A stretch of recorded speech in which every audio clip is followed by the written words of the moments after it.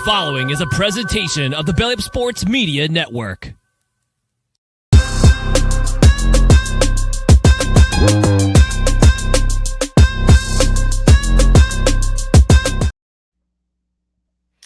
Hello, everybody, and welcome into an all-new edition of the Belly Up Fantasy Live football show on the Belly Up Sports Network.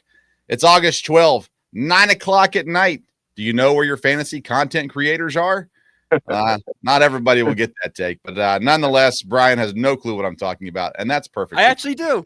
There we go. The world of podcasts change everything about how we know about things. But nonetheless, we are back to talk fantasy football.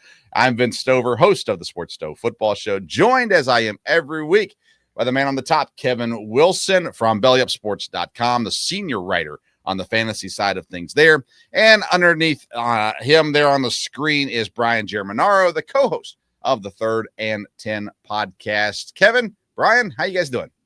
I'm doing extremely well and glad to be back on the show after missing a week. But you have to do what you have to do because last week was our anniversary week, and we got to do some amazing things. And so I'm glad about that, but glad to be here.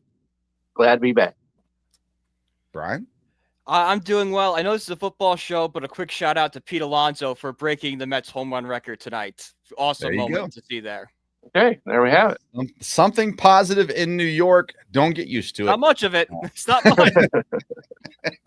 They're up 10-5 right now. And I bet you $100 they'll be down 11-10 by the time we're done.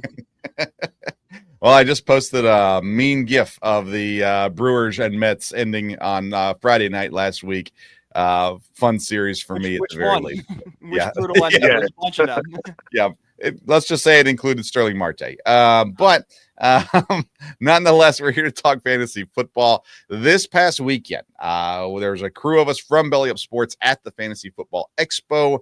And if you were there, you saw all the fun going on there as well. Had a great time, met some new friends, some old colleagues as well, and excited about what lies ahead for Belly Up Sports and the fantasy world of Belly Up Sports as well as a result of those meetings. So if you were there, hope that we got a chance to meet a few people. So thanks for stopping in, those kinds of things as well. Today, we've got a full lineup for you of plenty of things to discuss. We had football this weekend, real football. We watched it on the big screen and everything. So excited to talk about some of those things as well. But let's get the show started. It is our first segment. We call it the lead block.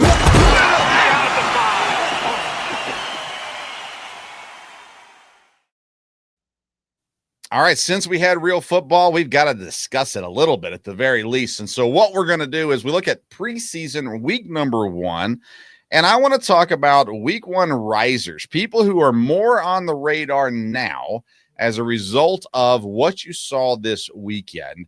And we are professionals, so there's not drastic overreactions here. But that being said, when you start seeing people in real life, you start to see some things they do. Sometimes it gets you a little excited about what they can bring to your fantasy team, even if it's drafting them in round 16 or something like that. It's always fun to think about. So, Brian, I'm going to start with you today. Week 1 risers in the preseason. So this is a riser personally for me. Chase Brown. I came on the show a few weeks ago and said that I was worried about Chase Brown because of his volume. This week kind of solved those problems. He played 12 of 16 snaps alongside Joe Burrow, was used in a big way in the passing game as well. Had a couple touches, but nothing crazy there. But, last season, he averaged 5.5 targets a game. Maybe he could be some guy that if the Bengals start throwing the ball, maybe he's a screen guy, someone that can, kind of get those elevated pass numbers up. He's someone that I feel more comfortable taking where he is than I was before the preseason started. Awesome. Yeah, man, that Bengals offense, did it look good in a short amount of time it was on the field. Kevin, week 1 riser for you. All right. So, Brian, I'm going to go into the same vein as you as the guy that I'm not going to say that I had bad things to say about him, but I wasn't very encouraged, and that's Justin Fields, quarterback for the New York Jets. And I had said that I wasn't still not in, wasn't ranking him, but he's moving up on my draft board because I liked what I saw. I like how he threw the football. He scored an offensive touchdown on the ground. So all of that mixed in, that I'm coming around on him. And he's a guy that's if you're willing to wait a little bit and get a quarterback, or if you're in a two-quarterback league, I think Justin Fields would fit right into your fantasy team. So, take what I said before and put that off to the side. But the guy comes and he picks up the trash, put it over there. Okay. So Justin Fields is a guy I'm feeling much better about. And I know it's week 1 and don't want to overreact, but I like what I saw. And so Justin Fields is certainly on my radar now. Yeah. So let's rub it in a little bit. The Packers looked horrendous in that game. Either that or the Jets looked amazing. One of the two. It definitely took that way. Again, week 1 of preseason. I'm not too worried as a Packer fan just yet, but there was not much pretty football going on there on the Green Bay side of things. Thankfully, Malik Willis was the quarterback and not Jordan Love for the majority of that stuff. So we're still confident, but gracious, the Jets look much better than anticipated. And you're right. Fields is someone, but he shows that he still has it athletically speaking. It makes you feel extra good about the potential of a, good value draft pick out of Justin Fields if you can get him at a good value. Of course, we've talked a lot about him on the show so far this season. Brian, did you have another riser from the preseason games? Yeah, it's another guy that we kind of were down on as a show, and it's Travis Etienne.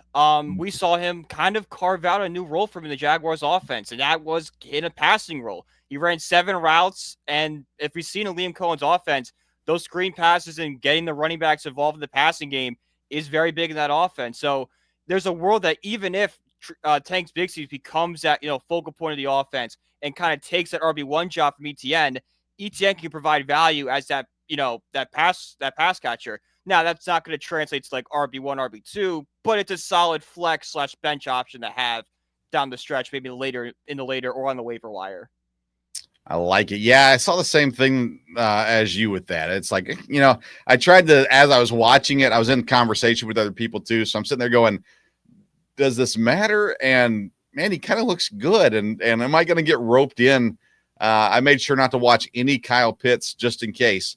I don't want to get roped into that. But Travis Etienne, I kind of going, man, maybe I do take a swing on Travis Etienne this year again, because it looks good so far. So I'm with you on that one. All right, Kevin, you got another riser? I do, and you can possibly accuse me of being a homer on this one. And but he's a guy that I liked when they picked him, and he's a guy, Vince, that you talked about on your show the other night, and that's Tori Horton. Yeah, wide receiver picked in the 5th round, and I said it on our Seahawks session show, and do the Seahawks know how to make 5th round draft picks? Probably better than any other team out there. And so, but anyways, he is practicing with the first team. He looked great on the touchdown that he scored in that game. And so when they go to 3 wide receiver sets and he's coming out of the slot, I think that he is going to attract a lot of attention out on the field. He's going to catch passes. And you'd mentioned him on the 16th round or so, and you're looking for a receiver that's got potential. I think Tori Horton has potential, and I think he's going to produce this year right up there, a wide receiver 3 level. And I like what I'm seeing. And so if I have a chance to get him, I know I'm a Seahawk guy and everything else, but I really like what I saw out of him. So Tori Horton was on my radar to begin with as somebody I like, but he is showing out so far in camp and in the game. So I really like Tori Horton right now. Yeah, Horton's the kind of guy that I hate being a fantasy show host, because you want to just keep that in your back pocket. You don't want anybody to know about it. That's Getting right. in the draft season, you're like, man, if I could steal this guy, this is going to be awesome. Do you feel the obligation to share with the fine folks that tune in about these wonderful guys? And Horton's the guy I'm super high on coming into this year, because honestly, I'm a little down on Kupp, and that's why I'm so high on Horton. Even though they're not necessarily the same player, I don't trust that Kupp's going to be out there all 17 games. And I think Horton's going to get a lot of opportunity. Outside of JSN and Kupp, even, there's not great, options. So having him there is going to help. I think he's going to get a lot of opportunity. By the way, the Colorado receivers legitimately have the potential to be the best trio of rookies from the same team in quite some time. So you look at Hunter down there in Jacksonville, you've got Horton there in Seattle, and then you've got Jimmy Horn Jr. over in Carolina. Like, was he a 6th-round pick or undrafted? I forget, but those 3 guys all have potential to play meaningful roles on the teams this year that they're on and have an impact there for those teams. So watch out for those Colorado receivers. Sneaky. I mean, Hunter's not going to be a late-round guy, but Horn would be. And Horton, he's going to rise up boards, I think, but he'll be later in the draft too. So those Colorado receivers are worth paying attention to this in their rookie year. If you're tuning in right now, I'd encourage you, if you've got someone that you saw this week playing in week 1 and you say, man, I'm more excited about them now than I was before the game, feel free to drop it in the comments as well, and we will either agree or disagree with you on that. This was not in our show notes, guys, but I'm curious, is there anyone that you saw that scared you where you're like, ugh, maybe I don't want that guy? Brian, was there anybody you saw in week 1 that go, I'm dropping him further down my board?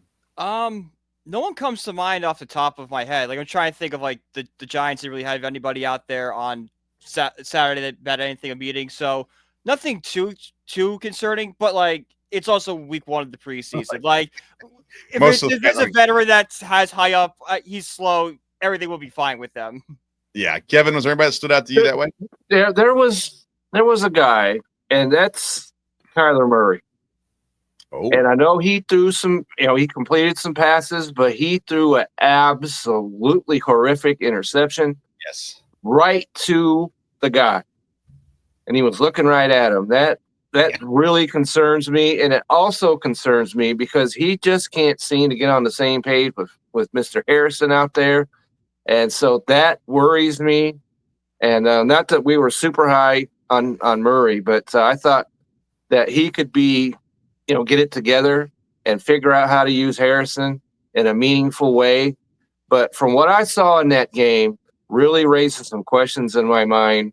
And I hate to see Harrison he's being misused. And I don't like that at all. And so I think I had Murray pretty high on my quarterback board, higher than probably most people. But I'm really worried about that whole scenario over there because they've got some players that can make some, for Arizona, could make some plays both in the backfield and wide receiver. But if Kyler Murray doesn't get it together, it's not going to be golden in Arizona this year. Kevin, yeah, I know what you're talking about because I watched the replay on that going, did I miss something? Like he's rolling left, throwing across his body a little bit, or not across his body, well, kind of. But, so I thought, well, that's part of it. But, I mean, his receiver was like 8 yards behind the defender. It's like he threw it right into the chest of the defender. And I'm going, surely I missed something. Like, did he slip? Was there somebody underneath? No, nothing. He just threw it right to the defender. So it makes you go, okay, maybe he needs some LASIK. Maybe he's colorblind. I don't know. There's got to be something going on there. But I agree with you, Kevin. That's something that a little frightening for someone that picked Arizona to win the division and is super high on Marvin Harrison Jr. this year. That was a very scary thing to see for sure. I'm with you. Yeah, even the passes that he did complete weren't very well intended at all for Harrison. Right. And so I'm really concerned here right now. I want to shift gears briefly to the Browns and the running back situation there. So obviously Quinshon Judkins gotten some legal issues. He's not even, with the team right now. They say, get all your legal stuff taken care of first, and then we'll worry about football, all that good stuff. So coming into the year, I'm high on all the rookie running backs. We all pretty much are. We thought Quinshon Judkins was somebody. We even did a whole segment on, him or Travion Henderson, all that kind of stuff. And right now you're sitting there looking at the Browns, and I'm starting to look at Dylan Sampson and going, can he take advantage of this situation? So I'm curious, Brian, with the legal issues with Judkins, obviously Sampson probably is not running back 1 in Cleveland, but what does this do for a stock for Dylan Sampson? It definitely raises it because I was of the mind that Sampson at some point was going to create like a 1-2 punch with Judkins, whether it be next year or the following year, I was high on Sampson when it came to dynasty value. Now Yeah. you could look at Sampson as potentially filling that, RB2 role behind 4, because it's kind of been a worst kept secret that the Browns coaching staff don't love what they're seeing for Jeremiah Ford. That's why they drafted 2 running backs. Yeah. Junkins kind of was going to take over that spot. Now that role could go to Sampson. So he might be a guy at the very least to keep an eye on and see if you can get some good value from him if he falls late in the draft to you. Kevin, thoughts on Dylan Sampson and his value? Well, it raises his stock, Brian. I believe you're correct about that, but I don't think it raises it enough to get him on the fantasy radar. And it's really concerning about Judkins because just today or yesterday, his attorney waived his right to a speedy trial. Yeah. So there's no rush to get him, into the trial system and find out what exactly, guilty, whatever it is. So, and he doesn't have a contract. He has nothing. So there is absolutely no reason that even you probably had your draft and picked him, so you're stuck now. But and coming into a draft, regular draft, I'm not big on any Cleveland Browns running back, unfortunately. As and Jerome Ford, if they were with him, they wouldn't have picked these 2 guys. Yeah. And so there's an opportunity, and you can keep your eyes on them. But I just don't like what I'm seeing out of that whole backfield scenario. So he's going to have to step on the field and really show me something to get him to a point where he's draftable. Keep your eyes on him, but he's not somebody you're looking to get on your fantasy team at the moment. Yeah, I'm interested to see the rest of the preseason. He only got 2 carries this week. Right. And now the leading rusher only had 8 carries. So I mean, it's not like they're running the ball left and right. It's more of a Shedeur Sanders show than anything else. And so I'm curious to see if we start to see more touches, more opportunity for a guy like Sampson to earn that respect and earn those touches in the regular season. But yeah, that one's an intriguing one for sure. And I love Sampson. I love what he could be. I'm intrigued to see if the Browns are going to give him a shot or not. And before we move on, let's talk about the quarterback situation in Cleveland. I know it's preseason. I know they've got a ton of injuries, but Sanders, all anyone could talk about on Friday night was Shedeur Sanders and what he looked like. And man, did you see that pass? And did you see that play? And I hate his celebration and all kinds of other things. But I don't know. I keep saying if you give him enough opportunity, it's not like the competition is that hard in front of them. So No. Kevin, I'm curious of your thoughts on Shedeur, what you saw from him on Friday night, and is there a chance that Shedeur Sanders starts week 1 in Cleveland? There's a chance, and he is an interesting character because I read where he was, people were saying he was a golden calf, okay, and then there are other people were saying, well, he looked awful. And so you have to form your own, opinion about him, I think. And for first preseason action, I thought he looked good. And as you mentioned, there was no running game to speak of. And so I'm much more encouraged about his prospects. And I'm really curious to see because they've got Gabriel supposedly ahead of him still on the depth chart, and they got a guy who's like 47 or whatever old he is, and I think that he's still going to be the number 1 starter come game 1 there. And if they're really serious about their season, I think that he'll be the starter.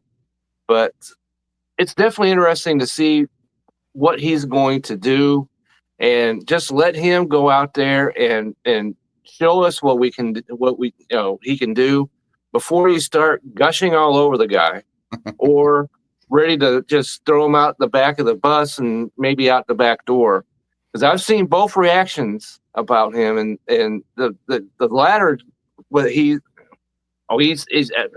awful. Yeah. I didn't see that. Yeah. And so just let him go out there and show us what he can do. I think that he can be it.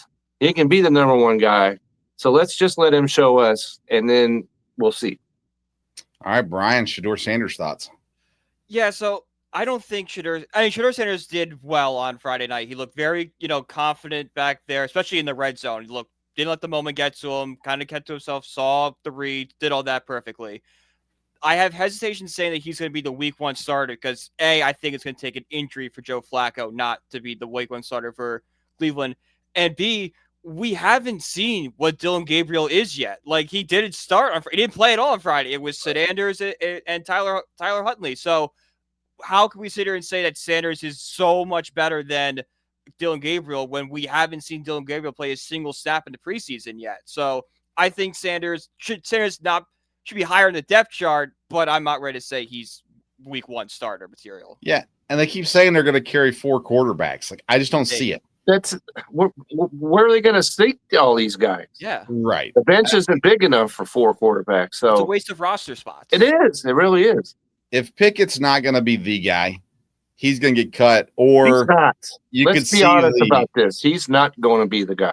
You could see the injured list or pup or something like that says, okay, we don't have to have him on the 53 man. We can put him down here and hold on to him still. And because then if Flacco does go down in the first couple of weeks, you could say, okay, we trust Kenny Pickett even more as a backup than we do 2 rookies. So, at least you have him there for that. I cannot imagine they'll have 4 quarterbacks on their 53-man roster when those cuts happen. So we will see. All right. Yeah, that's good. All right, let's head to number 2. We call it the cover 2.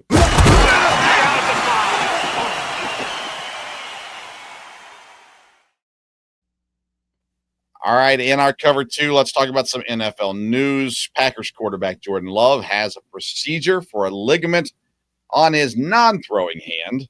I'm a Packer fan, and I really just don't care. I don't think it's a big, but let's see what other people think. Brian, any thoughts on the oft-injured Jordan Love? For what it's worth, he has had injury issues throughout his career. Every Packer backup has been injured at some point or another, which is interesting. But he's no longer the backup, and he had a procedure done on his hand. Any concern, any thought of saying, well, maybe that bumps him down 1 or 2 spots, anything like that? The concern levels be 10%. Like, the only thing to be concerned about is he was, on and off injured last season. So, like, hey, maybe this is a trend that he's always injured. But the fact that it's procedure in the preseason on his non-throwing hand, this is kind of just headlines for headlines. Nothing too concerning. If it continues and he's got this problem all season, that's a different story. But for right now, I wouldn't really have much concern with it. Kevin? Well, as you mentioned, if it was on his throwing hand, that's a whole different other conversation. But it's on the other hand, it's on non-throwing, and everything that they're saying sounds positive, and that he'll be the week 1, very ready to go week 1. And as long as that's the case, because I've been talking positively about Jordan Love this whole time we've been doing this show, and so I'm not ready to climb off that stallion just yet. And maybe it will. Well, obviously, because if he doesn't play, then the timing will be affected, and that might be a little concerning. But if he's back on the practice field and everything, and he's ready to go week 1, then there's no concern really for me on this one. Other quarterbacks injured. Tyrod Taylor's the backup for the Jets. So, end of the world, no. He's only going to miss preseason. They think he'll be back for week 1, they're saying. But we joked earlier about not a whole lot of good things happening in New York right now, Brian. Tyrod Taylor, first of all, poor guy. Like, seriously, man. But you're in that market. Like, any concern about not having a legit backup there behind Justin Fields, possibly, depending on the injury recovery? I mean, there's definitely a little bit, just because Justin Fields is it's like an unknown right now. We don't know what Justin Fields we're going to get, or going to look the one we saw in like year 2 where he kind of saw some glimpses. Is this year he kind of puts it together, or is he going to, struggle and completely fall apart? And then if that happens, the Jets fans are not going to want yet another lost season. So they're going to want somebody back there with the pulse. So I'm definitely a little concerned about a Jets fan, but that's more if Fields had any injury problems. I'm pretty okay with it. Kevin, do you just feel really bad for Tyrod Taylor? You certainly have to, don't you?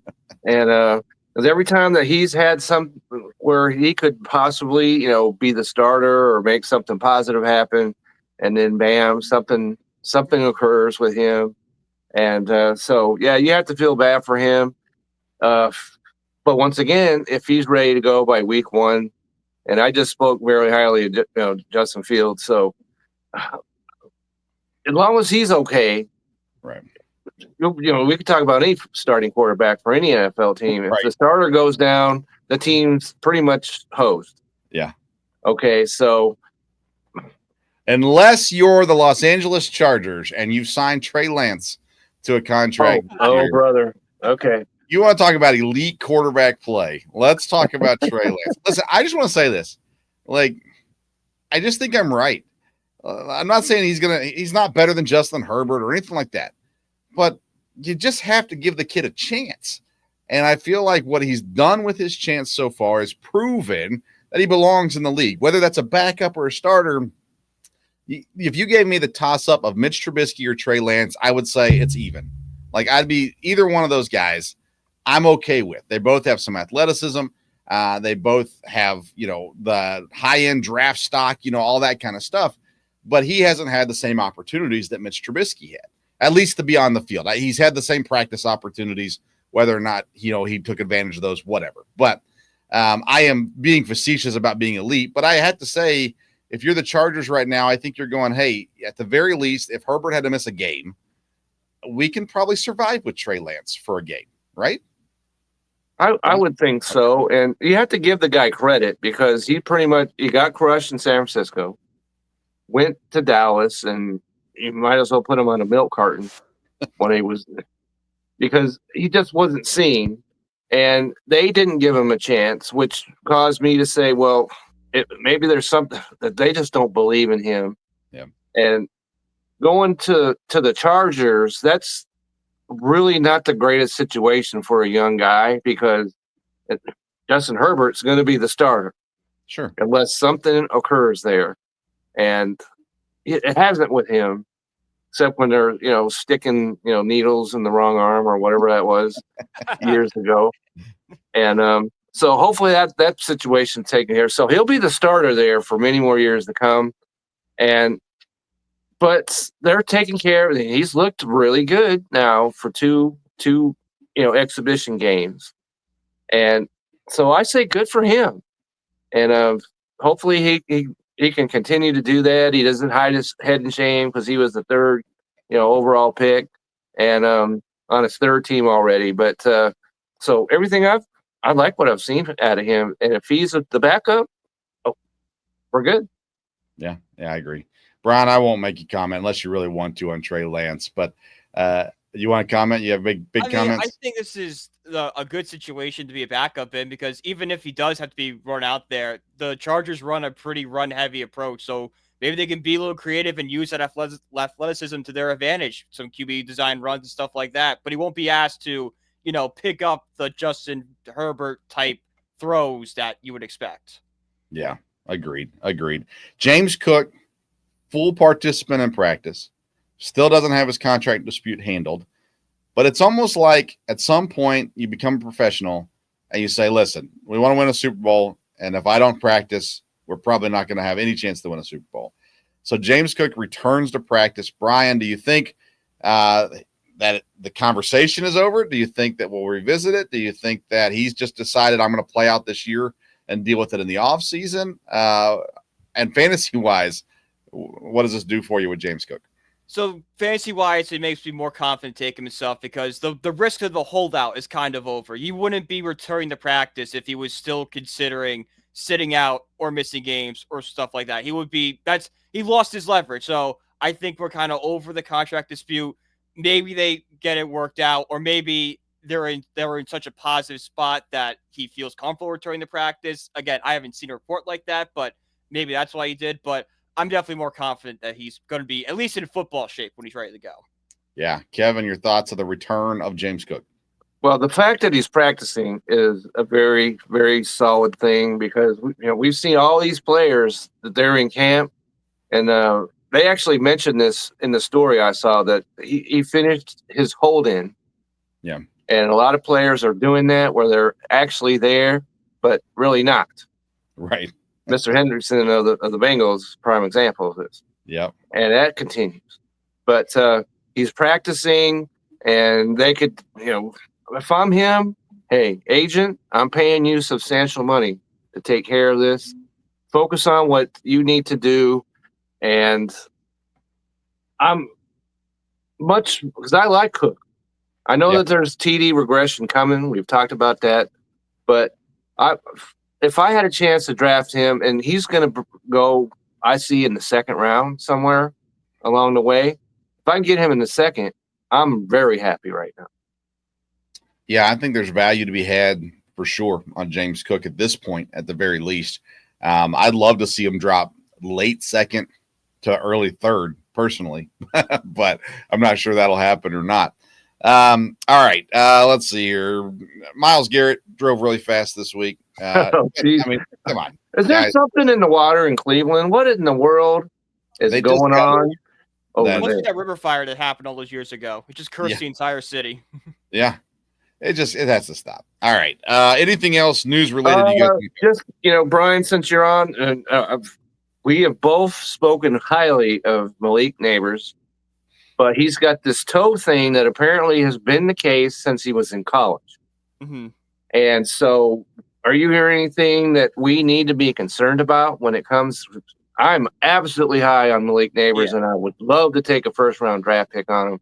But if he's got this toe issue, then that changes things. So I would be a little concerned just because he didn't travel to Buffalo because he said he was getting treatments. He sat out again today against the Jets. So I don't know when he's going to see the field, how, football ready is he going to be. And he had a shoulder injury too as well. So he's kind of banged up all over the place. So I don't want to say this is going to derail him. You should still take him the first round. I think he's still going to have a phenomenal season. But maybe instead of being like a bona fide, top of the half first round, he's more of like those 6, 7, 8, kind of towards the back end of the first. Yeah, man, these little nagging injuries are those ones that you're just like, okay, like how big of a deal is this going to be? Toe doesn't concern me as much as like a back would, and he's young, which helps, of course, as well. But it is still something you got to be aware of, because if it's like he's playing 2 weeks, missing a week, there's probably value I can get with somebody else, at that pick, those kinds of things as well. So he does have some injury history. Freshman year, there was a undisclosed injury suffered in camp. Welcome to college football. In the next 2 seasons, there's nothing publicly reported. But he played through a lot of just, things going on there as well. And then there wasn't a ton of concern with the draft process for him either. There wasn't red flags and stuff like that too. So whatever issues he had, it was never big enough for NFL teams to be concerned about. My hope is that this is just something that'll pass and won't be an issue for him. I hope it's just the Giants being overly cautious with their, because think about it, if Malik Neighbors misses any time, that passing game is dead. Yes. I mean, without Daniel Jones now, what are they going to lean on? So, no, it's freedom without Daniel Jones. It's enjoyable football now without Daniel Jones. I feel so bad for Colts fans. My heart goes out to you all.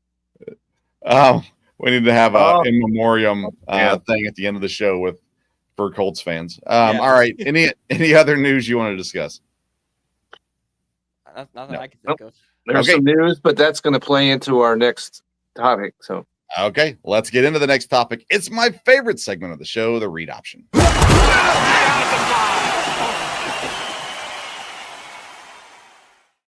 Before we start, I just want to say I just opened up Twitter and the first tweet was some Giants fan saying, "I miss Daniel Jones." So the timing is unbelievable on this. My goodness gracious. That's what I'm saying. Come on, bro. Yeah. What are you doing here? Yeah. Oh, Giants fans. The New York market is one intriguing market, to say the least. But it's interesting. All right, read option. What we do in this segment is we talk about 2 players. I give Brian and Kevin the option to pick between one of the 2, If they pick the same one, well, we kind of go with that. Unless they're wrong, then I correct them. If they pick different ones, then I will break the tie there as well. And today we're going to go wide receiver heavy. And we're going to start with some older fellas that are both still very fantasy relevant, in my opinion, at the very least, as long as Matthew Stafford stays healthy for the one. We're talking about Devante Adams and Mike Evans as our two choices here. And Adams, of course, didn't play a whole lot. You know, the Jets situation, it was just the Aaron Rodgers fiasco and whatnot. So he's at the Rams. He seems to be getting along with the backup, Garoppolo, okay, so far. Did not love him in Vegas, so we'll see how that goes down, because I'm pretty sure we're going to see the backup quarterback in LA at some point this year. But as much as we're concerned about the health of QB1 in LA, I'm a little concerned with Mike Evans' health.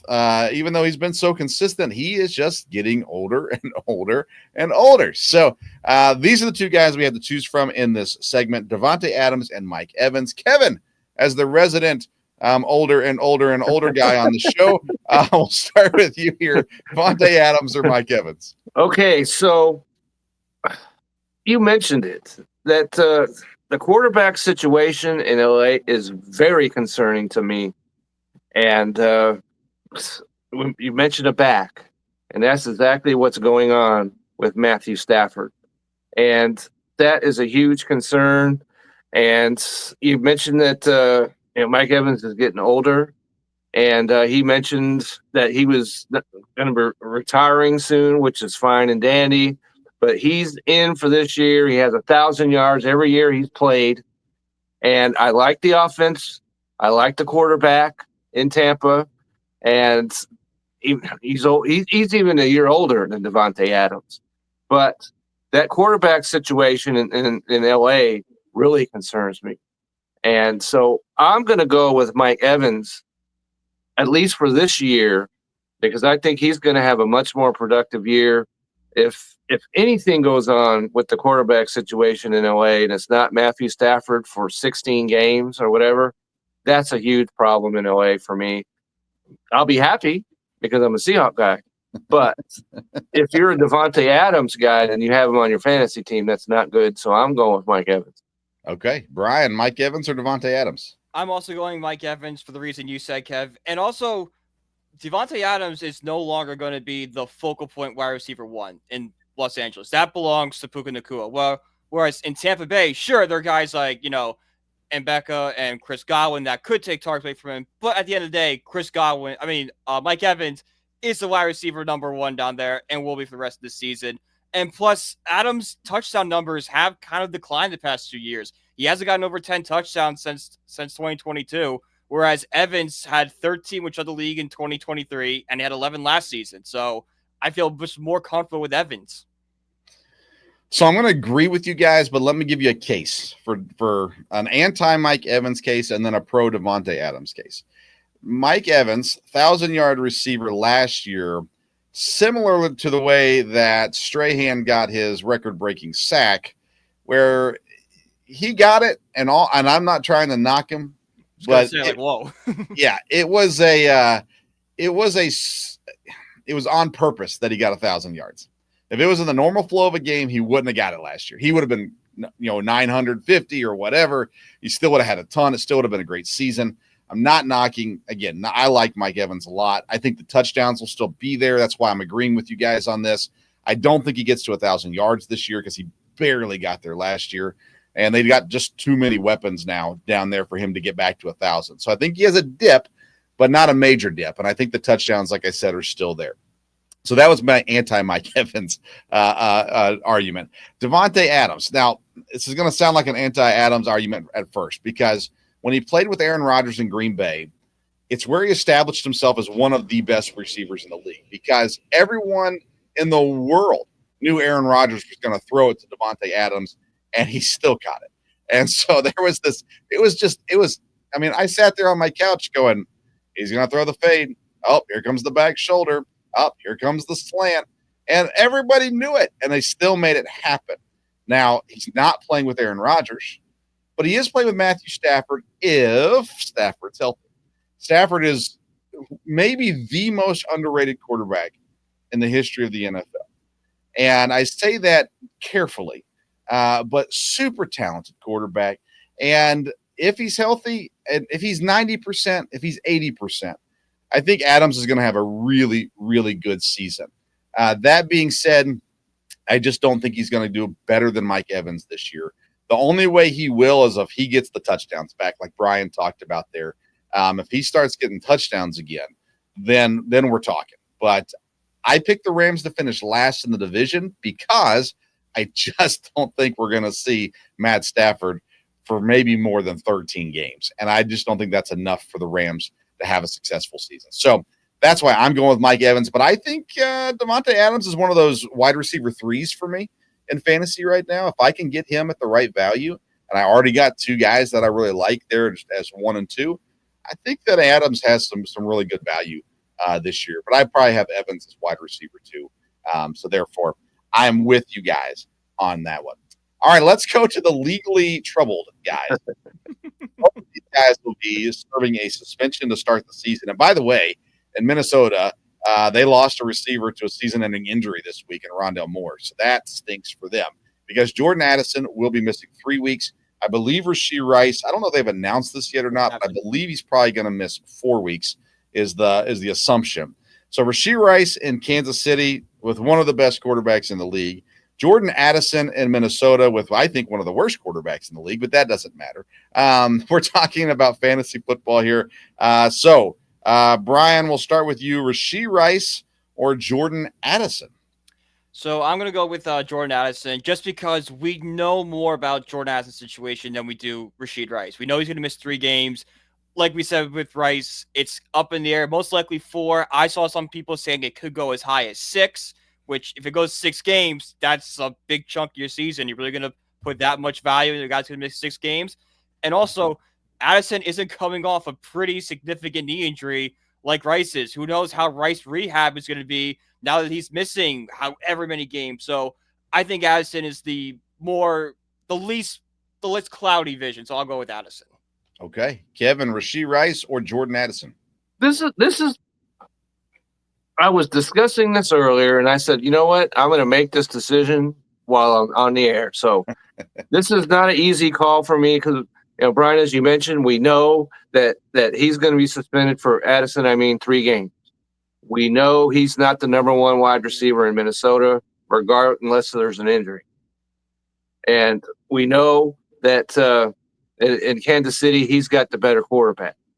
That we don't know is that Rice could be the number 1 receiver in Kansas City. Could be. So we don't know that. We don't know how long he's going to be suspended. 4 at the minimum. I wouldn't be surprised if it goes 6. And that 6 really has me concerned. And if you miss 6 games, in your fantasy league, and you might be out of the race already. And so that really concerns me. So I've liked Addison. I like what he can do. I like that Justin Jefferson pulls the number 1 defensive back over on his or 2 over there. So that gives Jordan Addison the bigger opportunity. He only missed 3 games, so he's going to be on the field more often than Rice is. So I'm going to go with Mr. Addison as my selection here. So as I tell my kids, the great thing about opinions is they're allowed to be wrong. So I disagree with you guys on this one. And here's my argument for it. Let me ask you this. Let's say no suspension involved. All right. We still have the injury with Rice. So he's still coming off the injury, but no suspension involved.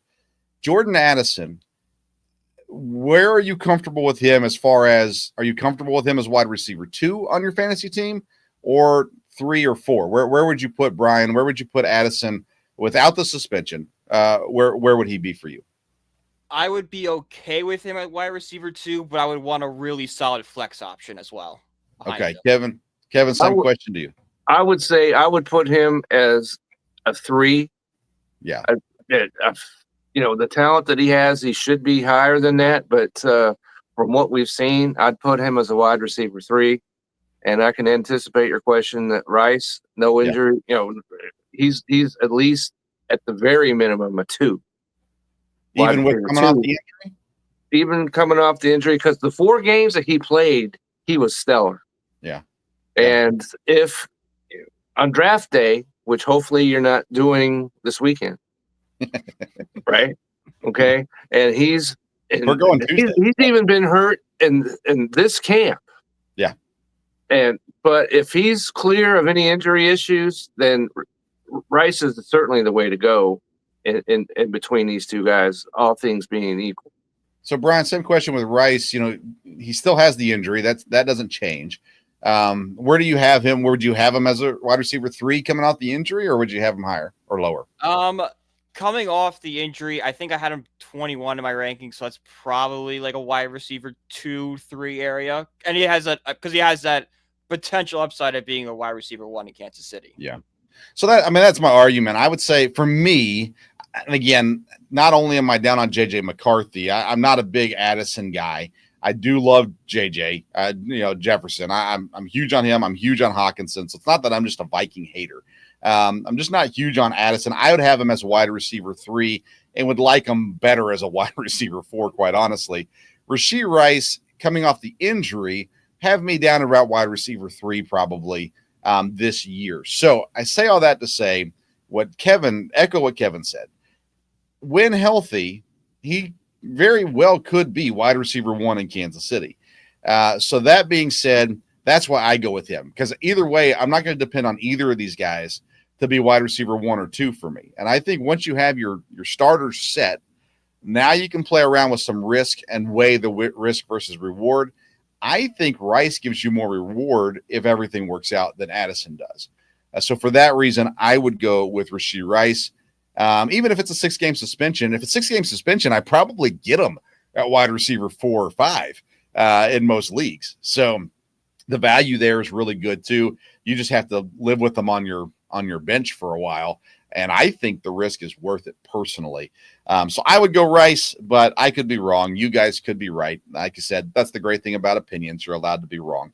All right. Last one of this segment is 2 number 2 wide receivers, speedsters for sure. And this is Devante Smith in Philly and Jameson Williams in Detroit. And here's why I picked these guys.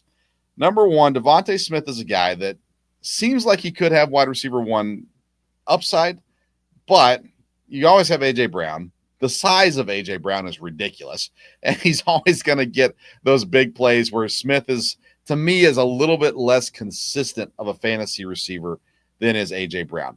Jameson Williams, to me, is the same kind of thing. He's a boomer bust kind of player. If he makes the 3 catches for 88 yards and a touchdown, then you got a great week from him. If he makes, the 4 catches for 20 yards, then you're like, well, that wasn't great. So these are both guys that I always struggle with when it comes to draft season. So I figured I needed some advice, and I came to the best place to get it. Kevin, Devante Smith or Jameson Williams?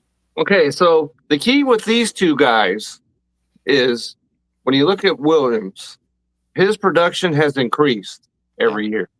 Well, that's because he quit gambling finally. Well, right. So, but it's gone in the right direction. Especially last year, he averaged 17.3 yards per catch. That stands out big time. Whereas Smith, his numbers have gone down now 3 consecutive years. It went from 95 catches to 81 to 68. The touchdowns have maintained 7, 8 right in there. But you mentioned 4 catches for 20 yards. Well, that's more Devante Smith than it is for Williams. Because, like I said, 17.3, that throws the 20 yards right out the window. And so he's younger. He's in a better offense when it comes to passing to me. And so out of all these selections that we've done, this is the easiest one for me. And that is I'm going with Williams all the way right here because I think that I like him. I've drafted him, but his production's gone the wrong way to me. So I'm going with Williams right here. Okay, very good. Brian, Devante Smith or Jameson Williams? Well, this might surprise people as a diehard Giants fan, but I'm going with Devante Smith. Look, this is a guy that's just been consistent since he's entered the league, constantly around, 800 yards, even with this catches going down. Like Kevin said, about 7 or 8 touchdowns. This is also in a Philly offense that has become more and more accustomed to running that football, they still be able to put up those big touchdown numbers. I see him as a good wide receiver with a solid floor. Sure, Williams might have the higher ceiling, but we only seen it for one season with Williams. We've seen it for 3 or 4 with Smith. So I'll take the track record with Smith over what Williams might give us. I was really hoping you guys would agree on this one, so I didn't have to give an opinion, because I really this is a huge toss up for me with these guys. I don't like Jameson Williams because he's from Alabama and he plays for Detroit, so I'm not a huge fan of either of those things. So that always muddles it a little bit. And I always think if you're stupid enough to do something that stupid once, what are you stupid enough to do a second time? So that always worries me a little bit. Although credit to him, he's done well with his second chance and he's kept himself clean overall. So right now, Devante Smith's about wide receiver 23, Jameson Williams about wide receiver 29 on average. And so, they're in the same range. But man, I think I'd have to go with Williams based off of the ceiling. Brian, I think you put it that way, where he's got the higher ceiling. Smith's been a little bit more consistent. Even with the fall off of catches, he still has the consistent touchdowns. I think that you're going to see – I don't know what we're going to see out of Detroit. I should start that, I guess. I don't know what we're going to see, but at the very least, it's the same talent. And so I have to think if everyone loads up on the run, you still have Jared Goff making the throws. You still have Amon-Ra St. Brown to attract some attention, just like you do in Philly with A.J. Brown. But nonetheless, I guess I'm going to lean Williams on this one, but it's a coin toss for me. I probably don't draft either, quite honestly, because I get to the point where I'm going, I really don't like Jameson Williams, so why do I want to have to cheer for him? So I might just pass on him all along. And I have had Devante Smith, and I just haven't been happy with that. So again, I kind of like both of these guys as wide receiver 3s just because it protects me from those boomer bust weeks and things like that as well. But they're probably going to be drafted as wide receiver 2s in most cases, I think, at least, as well. So, all right. Well, you guys helped me absolutely none in that segment. We're here for it. We're glad to be here to assist. Okay. Yes. All right. That's the read option this week. Let's head into our final segment. We call it the Red Zone.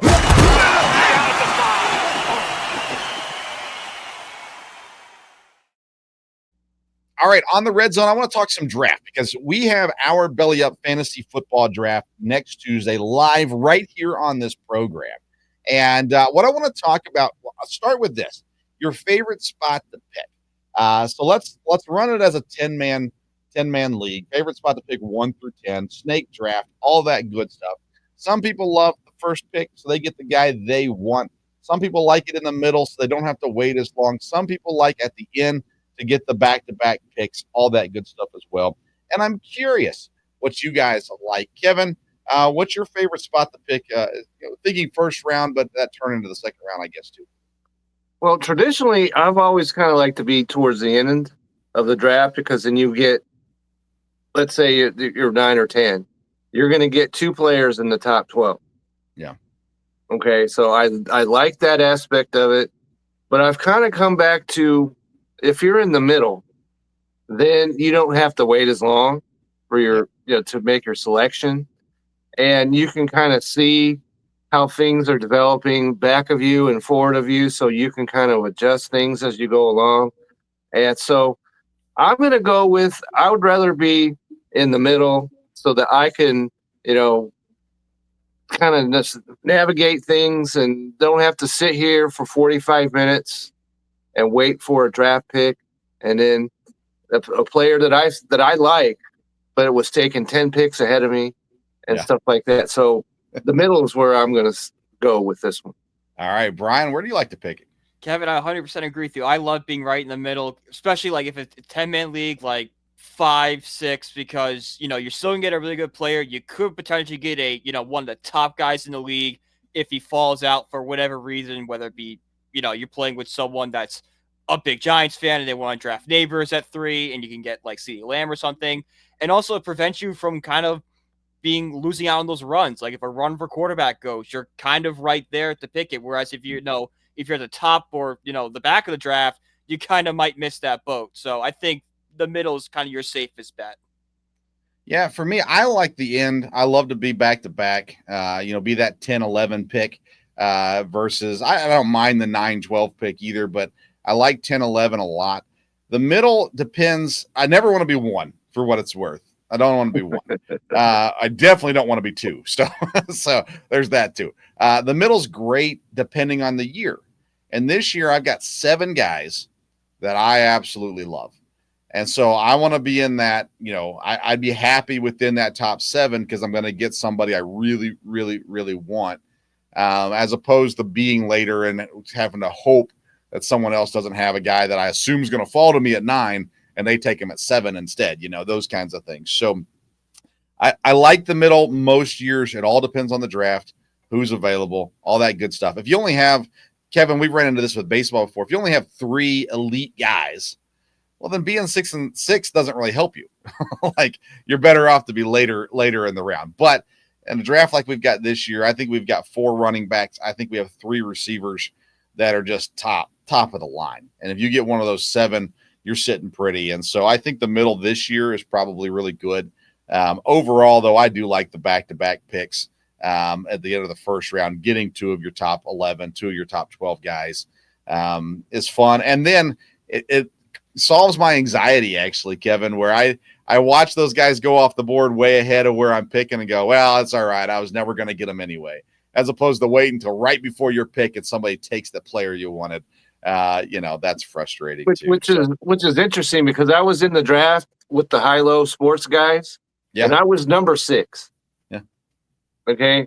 And I don't know how DJ mentioned, well, that was the guy I was looking for. Thanks, Kevin. Happened like 3 times in the draft. And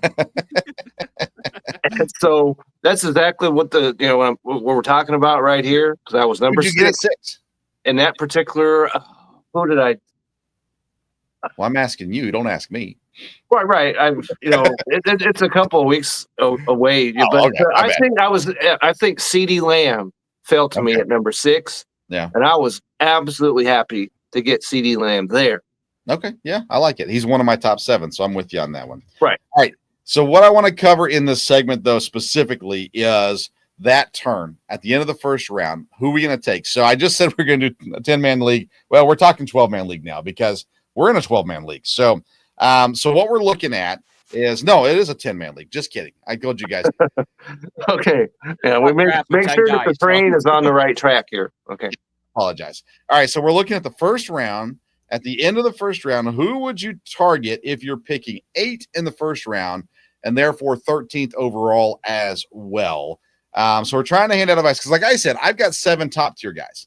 Like those are my top tier. I've got Robinson, Gibbs, Barkley, and Genty as my top 4 running backs, and then Jefferson, CeeDee Lamb, and Chase as the 3 wide receivers. Those are my top 7.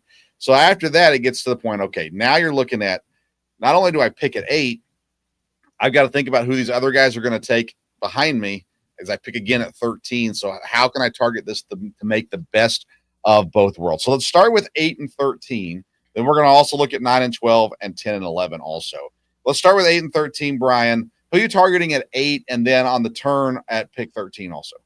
So at 8, I did a mock draft on Sleeper to prepare for this. And at 8, there were basically a run of wide receivers. It went Puka, Neighbors, and St. Brown. So I would be looking to get a wide receiver. Most likely you're going to end up with either Neighbors or St. Brown because they're kind of seem like they're right there.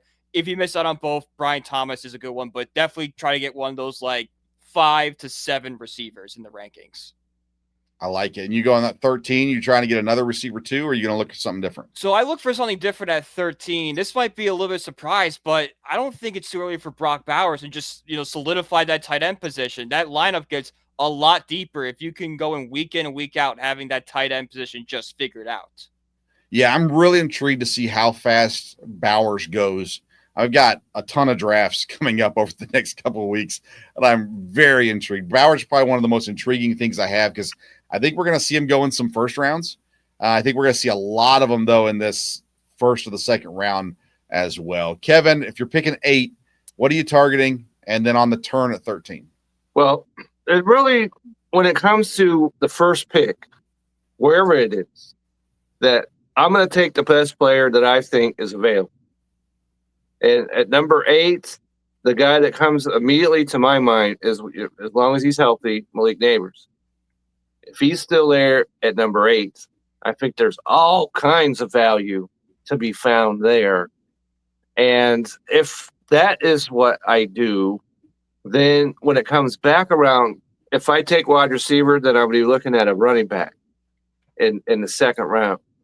And this will make you happy, but I'll be looking at going to Green Bay, possibly, and taking him as my RB1. Therefore, then I've got a wide receiver 1 and I've got an RB1, if that's what it kind of shakes out right there. And I would be completely happy with that kind of arrangement. Yeah, I'm with you guys. I think wide receiver at 8 makes a lot of sense. I think Genty could fall in some drafts to 8, by the way, as well, even though I have him in the top 7. There are people who aren't. Draft fill the second round. No kidding. Yeah. So, yeah, hopefully somebody listens to the guy who said he didn't look like a first-round draft pick, and he could fall a little. I don't foresee that happening, but if that were to be the case, that would be excellent. Yeah, and I think on the turn, if I go wide receiver at 8, I'm looking at the Etiennes, the Henrys, the Jacobs, the Taylors, all those kinds of guys. That next group of running backs is kind of where I'm targeting at that point. And probably it's going to be a similar answer for these other picks too. But Kevin, let's go with you. Pick 9. So let's say Neighbors is off the board. Let's say my top 7 are off the board. You get to pick 9 now. Are you sticking with receiver at 9, or are you going somewhere else? Well, that's, we just talked about Genty. Yeah. If perhaps he slides to number 9, and I don't think that's an outrageous assumption. Agreed. And if he's there, then at 9, I think you got to jump on that. Yeah. And, for all the reasons that we've talked about before, because Vegas and the coach, and he knows how to, use the running backs and everything else. And so if he's sitting there at number 9, I'm going that direction. And then that's when it comes back around, then you're still looking at some quality. Maybe you go running back right there. And then, because I think the wide receivers is a little deeper position. And so you could go running back and take Genty and maybe Henry or Jacobs, as we talked about a moment ago. And so, and because it's going back to the running backs where it was starting, NFL was trying to get rid of them. You're right. And we don't want you. We'll take the 6th round guy and we'll throw you to the Wolves, whatever.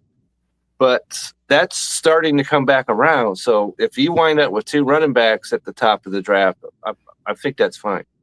Brian, do you remember a time when an NFL team said the running back wasn't worth paying and it came back to bite them in the butt? Well, I'll just think more about that one. I think one might come to mind. It might have kept a certain owner up at night. But yeah, I can think of one. Give me your turn there at 9 and 12. Same general thought? Same general thought. I think you look for a receiver like kind of like a Brian Thomas or Nico Collins, kind of something like that, unless, Jahmyr Gibbs or Ashton Genty falls to you. Like I said, in this mock draft, 7 wide receivers went in the top round. If you have something like that, you have to go get one of those receivers because that will set you up at running back. You have to go receiver there at running back. You have to go running back there because that will give you so much more value. A guy like Genty or Gibbs will provide so much more value than a Nico Collins. Yeah, I agree. All right. Instead of doing 10 and 11, I want to ask you this. This is something I thought of earlier. Thought it was too late to throw into the show, but screw it. We kind of talked about it with Genty and Bowers. So teammates, I don't love to draft a lot of guys on the same team because you end up the bye week issues and all that kind of stuff. But I'm thinking of teammates that you're willing to partner up with. So let's say you get to the end of round 1, you get Genty at 8. And you can get Bowers on the turn. That's 2 Raiders right there. I think of guys like Jaden Daniels and Terry McLaurin, although that may not be a great one right now because of McLaurin's issues with his kind of stuff. Hunter and Brian Thomas. Those kind of guys that you say, you know what, it's teammates, but you know what, if I could end up with those 2 teammates, I'd be kind of happy. I think Genty and Bowers is the layup on this one. I didn't give you guys time to think about this, but Kevin, I think even about up in Seattle with Walker and JSN. Like, those are the kind of things Waddle and Etienne. Those are the kind of things I'm looking at and thinking of. I know I didn't give you time to prepare for this, but is there anybody you think of that says teammates? I'd be fortunate to end up with these two guys. Well, let's just say that if you're in best ball, that's an easy decision right there to go with teammates. Yeah. But if you're in redraft or dynasty, I still think those guys are going to be productive because then okay, so I've got guys that are week 8 on their bye week. Yeah. So then you can plan for that a little bit later on. And hopefully you're doing that because you think those guys are the best available and not because you're a Raiders fan or whatever it is. And if you want to go ahead and do that, go ahead. I encourage that. Okay. If you're in my draft, go ahead and do that. But otherwise, I have no issues with two guys that are on the same team as long as, just like in the baseball. What about guys at the same position? So like I'm on Ross St. Brown, you get him second round, and then later on you get Jameson. Like, would you be willing to take Jameson Williams also? Or do you go, well, I've already got St. Brown, so I'm going to pass on Williams? Yeah, I think that if it was the same position, I would be hesitant to do so because, outside of handcuff situations, which we'll talk about in another episode. Okay.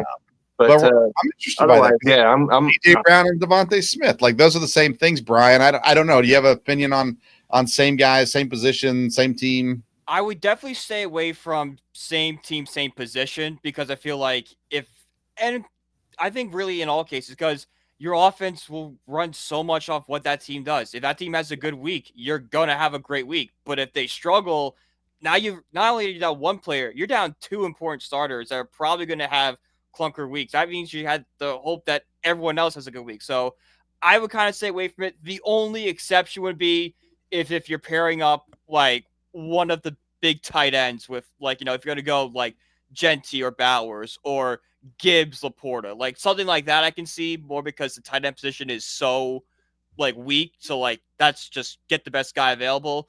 But outside of that, I would just kind of stay away from it. I like it. All right. We've gone long today. Let's tell everybody what's going on this week. Kevin, what do you got going on this week? Well, let's see. We'll be back on the beam this weekend when it comes to the Belly Up Fantasy Baseball show. And we are getting real close to playoffs in fantasy. So we'll be there. I just dropped an article yesterday talking about what are the odds of your favorite team winning its division. And so, unfortunately, Brian, if you're, fan of the Giants, it's not too great, but, nope. But the Seahawks is not, they've got this, and I've seen this over and over that they favor the Seahawks to finish last. And I think that is absolutely, come on, give the Seahawks some love. Can we do that? And anyway, so I dropped that yesterday. And so you can check that out. And this past weekend, I did